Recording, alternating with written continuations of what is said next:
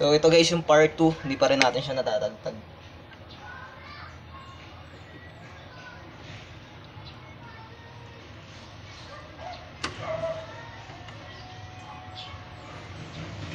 So ito guys yung tinatagtag ko. Yung tinatagtag ko guys, yung natagtag dito sa gitna. So kailangan ko siya makuha para makabitan natin ng bago.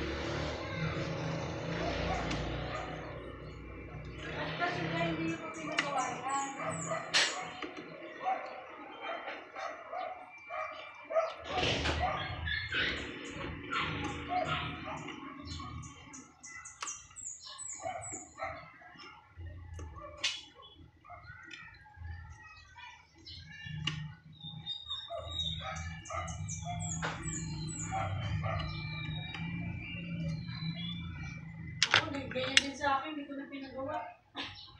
Kaya ganyan din naman ang bilang niya, per head din naman eh.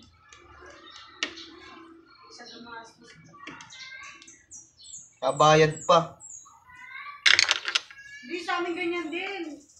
Pinaliwala ko na lang, bahala sila dyan. Isa lang din naman yung bayad eh. Ganun din naman no. Kaya nga, kasi Manila na ano eh. Magkano kuryente nyo ngayon? Hindi ko lang alam kuya da.